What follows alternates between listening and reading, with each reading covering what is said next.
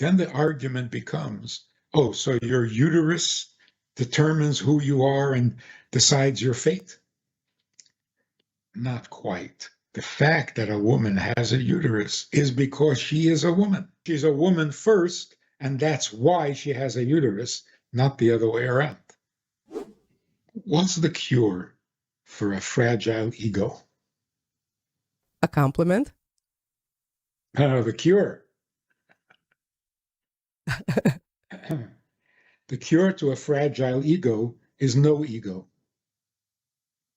See, most people say, if you have a fragile ego, you have to build up your ego so that you have a strong ego. You're just exchanging one problem for another. The real solution to a fragile ego is to have no ego. Or less ego, whatever.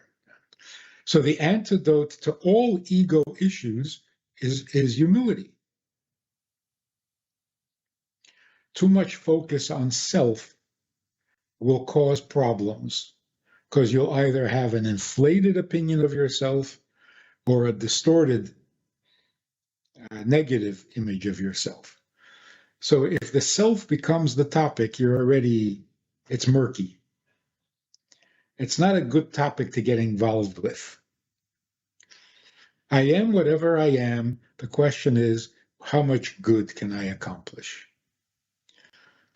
So why am I constantly thinking about me? Fragile or not fragile, I should not be the topic all the time. But in that story, let's go back to the story for a moment. It sounds like, when I read it, I heard something different.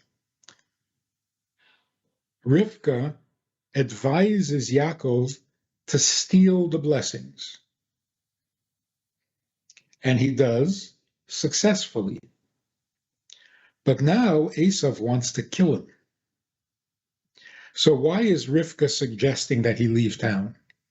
To find a wife? So she doesn't want to say he's got to get out of town because his brother is going to kill him.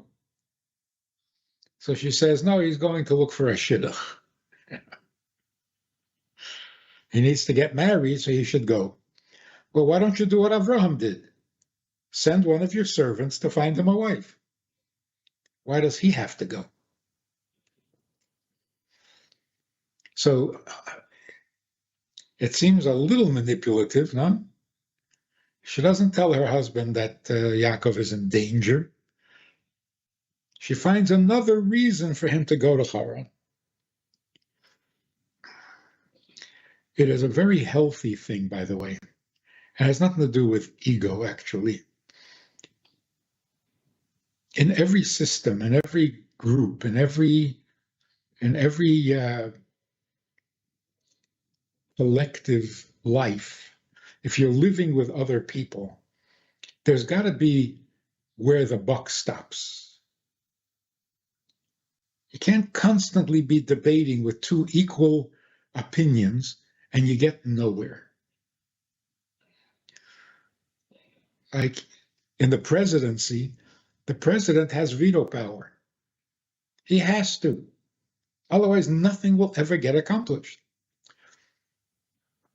Now, it could be that the president is not the smartest guy in the room. It's often the case. But it's too bad. If he's the president, he gets veto power. Because better to come to a decision that is not so good than to no decision at all. So if you don't give the president veto power, you might as well not have a government. Just have a debate team and sit around and debate issues. The husband should be recognized or pointed as the final decision, even if it's not his idea. And that, I think, is the wisdom of Rivka. It's her idea. She knows it's a good idea. She knows it's the right thing to do, but she goes to him for his stamp of approval. That's harmony. So a president can have brilliant advisors, and almost everything he does is somebody else's opinion. I think that's the way it works anyway. Every congressman, every senator, you have a staff, they're smart people, they tell you what to say, and you say it and you sound brilliant. The Rebbe would tell women, there's a method, a Socratic method, where you get your opponent to think it was his idea. That is the most convincing way of winning an argument. Because if he thinks it's his idea, well, then he's in 100%. If he agrees with your idea, there's some hesitation.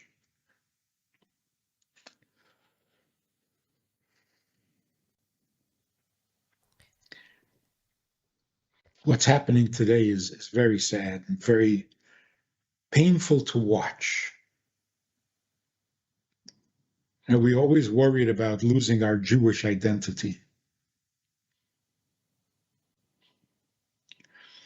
And some people argued that it wouldn't be the worst thing in the world. Why do you have to identify as a Jew? Let's become citizens of the world and merge with other people, assimilate, and just be good human beings. Why do you have to be Jewish? And that's a very logical argument.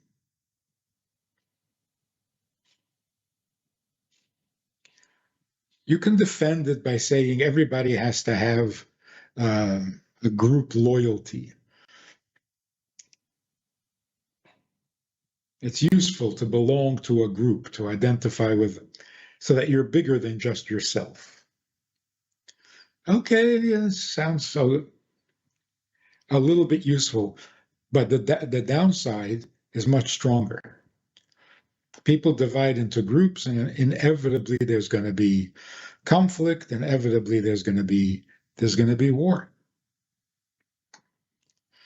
So what's wrong with just blending, fit in to wherever you are? Why do you have to be Jewish?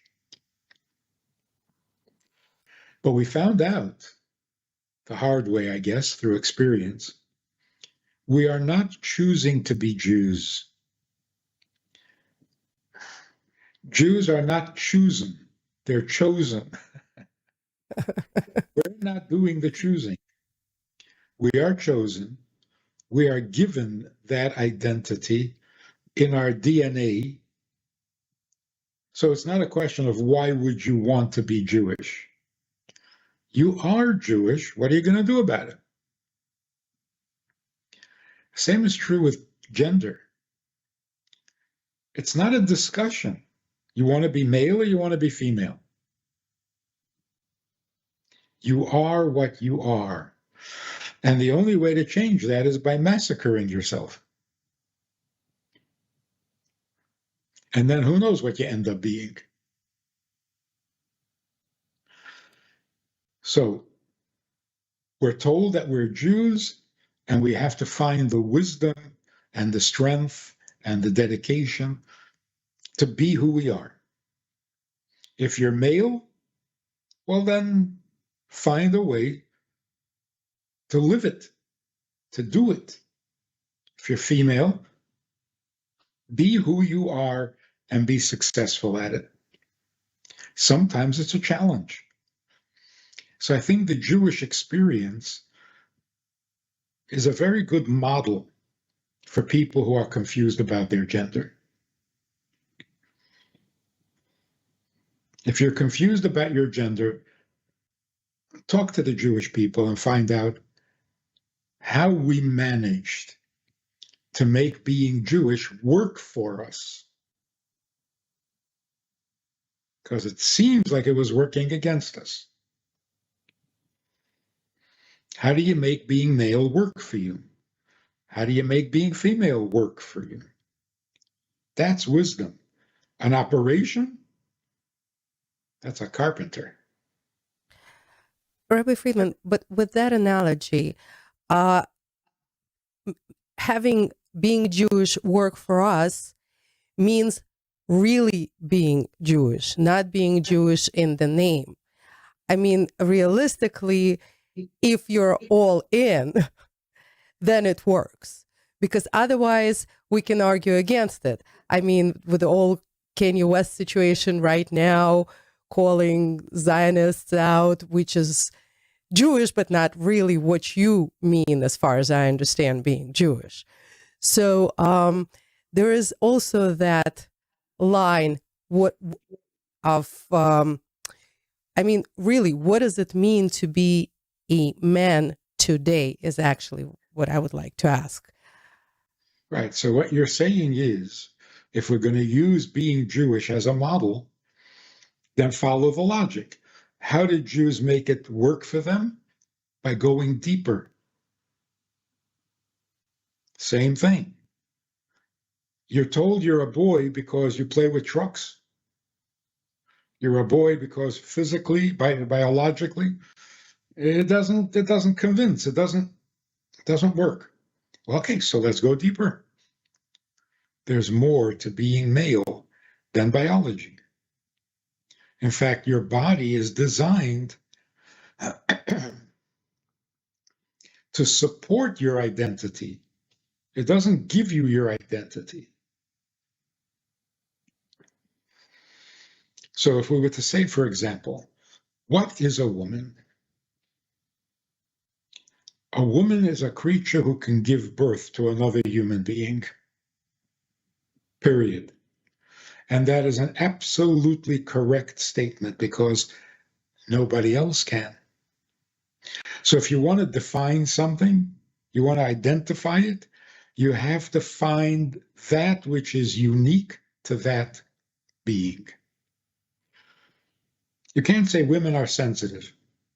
Everybody's sensitive. You can't say men are aggressive. Women can be aggressive. It's not unique. You say men are more aggressive. Maybe, I don't know. It's not a definition.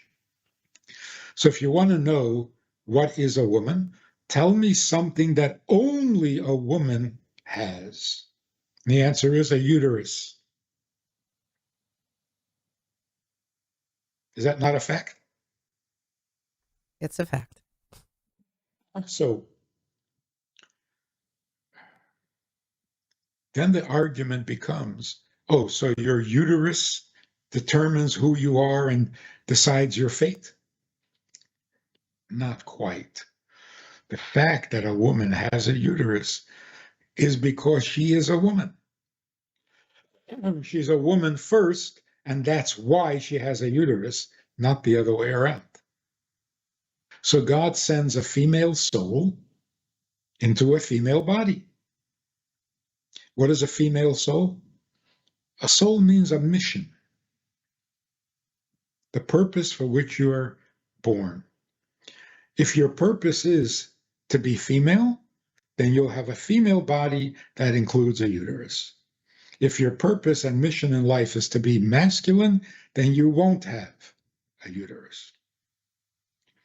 So the uterus is simply the proof that this is a woman. It's not what makes you a woman. So now we have to go deeper. If it's not the uterus, then what is it? So, oh, it's the soul. Well, what's a soul? And how do souls get divided into male and female? You would think, logically, a soul should be both male and female. It's a soul. It can do whatever it wants. Because we always think of male and female as determined by the body parts. Well, the soul doesn't have body parts, so why would it be male or female? Why can't it be both? Or optional? As far as the soul is concerned, I can be male, I can be female. Like God. We refer to God as Him. But is God really masculine? Not feminine? That's ridiculous. So, in the spiritual world, what does it mean to be male or female? We're going into the spiritual world because we need to go deeper. Body parts is not convincing or satisfying. Just like in a relationship, the intimacy between a husband and wife does not come from body parts.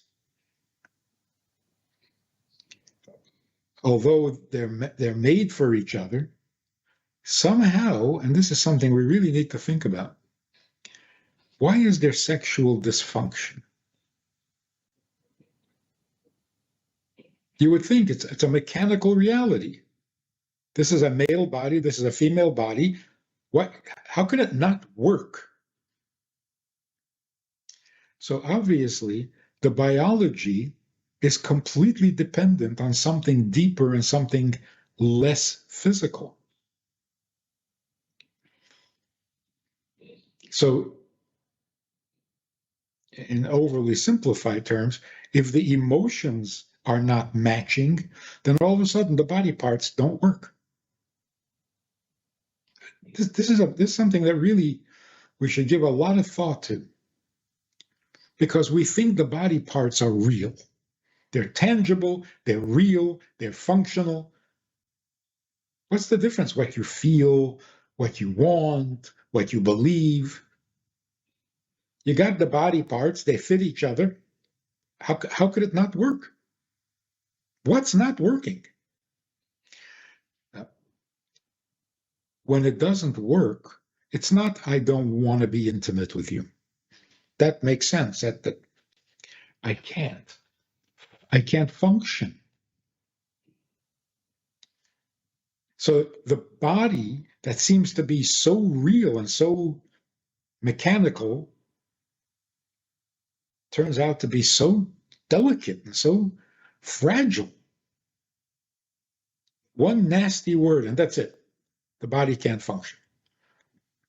So the psychosomatic reality, we've been neglecting it in this area.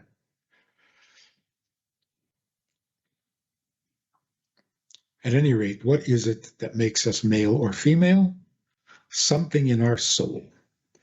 What is a soul?